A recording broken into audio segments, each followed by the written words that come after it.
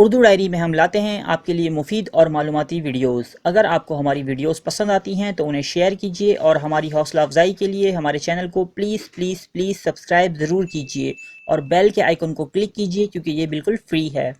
کراچی دنیا کا دوسرا بڑا شہر ہے۔ اس کی آبادی کئی بڑے بڑے ملکوں سے زیادہ ہے۔ مثال کے طور پر کینیڈا، جو رقبے کے لحاظ سے دنیا کا دوسرا بڑا ملک ہے، مگر آبادی کے لحاظ سے کراچی سے چھوٹا ہے۔ یہی نہیں بلکہ آسٹریلیا، جو کہ ایک ملک ہی نہیں بلکہ ایک بر اعظم ہے، یعنی ایک کانٹیننٹ ہے، یہ بھی آبادی میں کراچی سے چھوٹا ہی ہے۔ اس کے علاوہ روئے زمین پر درجنوں ملک ایسے ہیں جو کراچی سے بہت زیادہ چھوٹے ہیں۔ کراچی کے روشن پہلوؤں کے ساتھ ساتھ اس کے کچھ تاریک مقامات یعنی ڈارک سائیڈز بھی ہیں، جن کے بارے میں آج ہم اس ویڈیو میں بات کریں گے۔ بعض لوگ جنات اور جادو ٹونا پر بالکل یقین نہیں رکھتے۔ ان کا خیال ہے کہ جنات ایک وہم ہے، لیکن جنات کا وجود ایک حقیقت ہے۔ جنات کے بارے میں دنیا کا ہر مذہب اور ہر تہذیب یعنی کہ سویلائزیشن گواہی دیتی ہے۔ یہ ہماری طرح زندگی گزارتے ہیں، ان کی شادیاں بھی ہوتی ہیں اور بچے بھی ہوتے ہیں، اور یہ مرتے بھی ہیں۔ جنات بعض جگہوں پر قبضہ بھی کر لیتے ہیں اور اکثر و بیشتر اپنی موجودگی ظاہر کرتے رہتے ہیں۔ کراچی میں بھی کچھ ایسی ہی جگہ ہیں جہاں کئی افراد نے کچھ غیر معمولی سائے یا سرگرمیوں کو دیکھنے کا دعویٰ کیا ہے۔ آئیے دیکھتے ہیں وہ کون سی جگہ ہیں۔ سب سے پہلے بات کرتے ہیں ڈالمیا روڈ کی۔ کارساز اور گلستان جوہر کو ملانے والی سڑک ڈالمیا روڈ کراچی کی معروف ترین سڑکوں میں شمار ہوتی ہے۔ اس سڑک کے بارے میں قدیم وقتوں سے آج تک ایک کہانی بیان کی جاتی ہے کہ اکثر اس روڈ پر ایک پراسرار لڑکی کو دیکھا جاتا ہے جو دلہن بنی ہوئی ہوتی ہے اور اس نے سرخ لباس پہن رکھا ہوتا ہے۔ لوگوں کا کہنا ہے کہ 60 کی دہائی میں جب کراچی میں باقاعدہ ڈانس کلب ہوا کرتے تھے، یہ خاتون ایک ڈانسر تھی جسے زخمی کر کے اس سڑک پر مرنے کے لیے چھوڑ دیا گیا، اور اس نے اس سڑک پر سسک کر اپنی جان دے دی، جو کہ کارساز کے نام سے مشہور ہے۔ وہ عورت آج بھی یہاں سے گزرنے والوں کو مدد کے لیے رکنے کا کہتی ہے اور اچانک غائب ہو جاتی ہے، جبکہ اکثر لوگ اسے یہاں رات کے وقت بھٹکتے ہوئے دیکھ چکے ہیں۔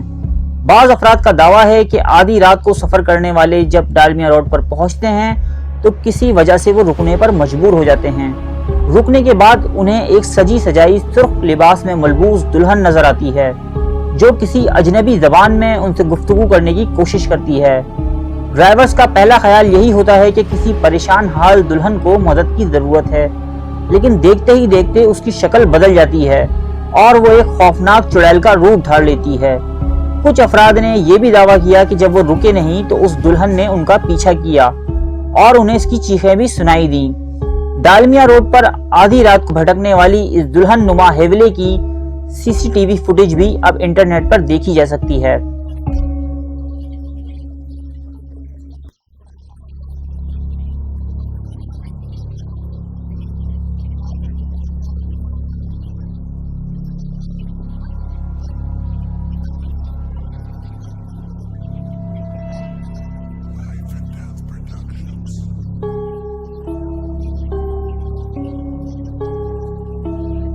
اب بات کرتے ہیں دھابی جی کی۔ کراچی سے 15 کلومیٹر کے فاصلے پر ایک قصبہ دھابی جی نام کا ہے۔ جی ہاں، یہ وہی جگہ ہے جہاں سے کراچی کے زیادہ تر حصے کو پانی سپلائی ہوتا ہے۔ آپ نے اکثر و بیشتر ٹی وی نیوز میں دھابی جی پمپنگ اسٹیشن کا نام ضرور سنا ہوگا۔ دھابی جی ٹاؤن میں ہرجینا نامی ایک فشنگ پوائنٹ ہے جو آسیبی علاقے کے طور پر جانا جاتا ہے۔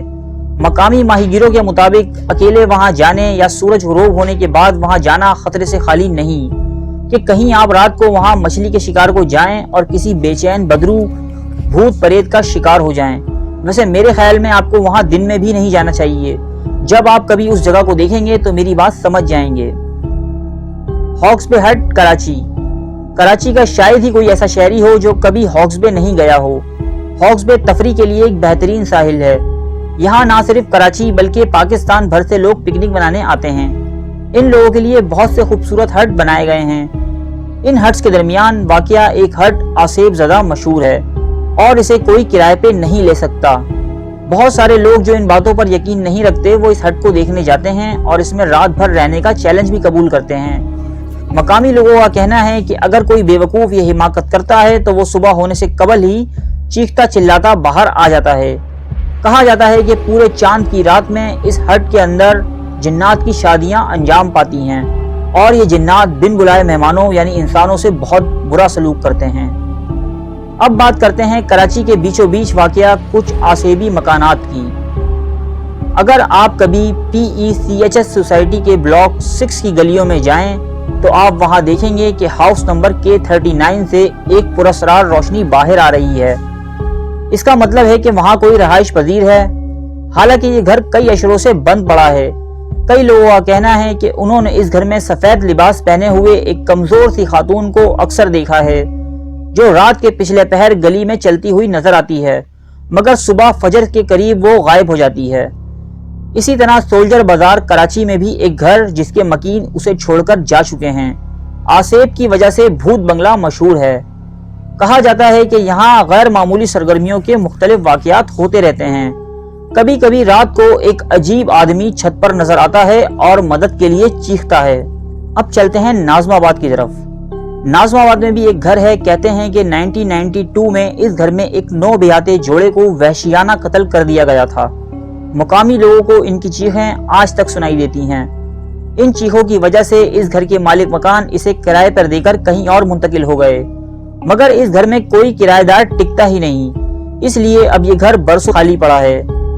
اسی طرح کا ایک گھر کراچی کے علاقے لیاقت آباد المعروف لالو کھیت میں بھی ہے۔ 3 ہٹی کے مشہور قبرستان کے قریب واقع اس مکان کے اندر ایک قبر موجود ہے۔ یہ مکان برسوں سے خالی ہے اور ایک کھنڈر کا سا منظر پیش کرتا ہے۔ اس مکان کی دہشت اتنی زیادہ ہے کہ اس میں رہنا تو دور، لوگ اس کے قریب سے گزرتے ہوئے بھی گھبراتے ہیں۔ کون کہتا ہے کہ بھوتوں کو موسیقی اور فلمیں پسند نہیں ہوتی؟ نارتھ کراچی کے سیکٹر 11 میں واقع شیریں سینما اس کی واضح مثال ہے۔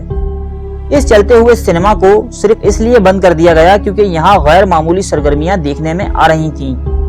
سینما کے عملے کے مطابق سینما جب خالی ہوتا تو وہاں سے اکثر گانے اور ہنسنے کی آوازیں آتی۔ اکثر بڑی اسکرین پر کچھ لوگوں کے سائے بھی نظر آتے، حالانکہ سینما میں کوئی موجود نہیں ہوتا تھا۔ اب آتے ہیں موہٹا پیلس کی طرف۔ یہ پیلس 1927 میں بنایا گیا تھا اور ایک کاروباری شخصیت کا گھر تھا جہاں وہ گرمیوں میں قیام کرتا تھا۔ برطانوی راج کے دوران ہی اس شخصیت کا انتقال ہو گیا۔ کہا جاتا ہے کہ تب سے اس کی روح اکثر اس پیلس میں آتی رہتی ہے۔ کہا جاتا ہے کہ یہاں بہت عجیب حرکتیں دیکھنے کو ملتی ہیں۔ کبھی پیلس کی روشنیاں خود بخود مدھم اور تیز ہو جاتی ہیں، کبھی غیر مانوس سی آوازیں آنے لگتی ہیں۔ پیلس کے گارڈز کا دعویٰ ہے کہ انہیں رات کے وقت پیلس میں کسی مخفوق الفطرت وجود کی موجودگی کا واضح طور پر احساس ہوتا ہے۔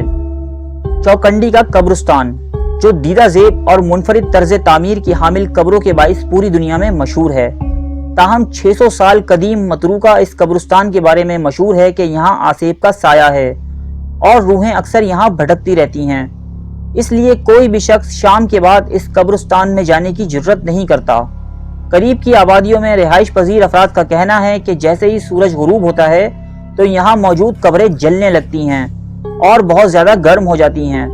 کچھ لوگوں کا کہنا ہے کہ انہیں اکثر رات کے وقت قبرستان سے لوگوں کے چیخنے اور چلانے کی آوازیں آتی ہیں۔ اس قبرستان میں رات کے وقت میں کسی کو جانے کی اجازت نہیں ہے۔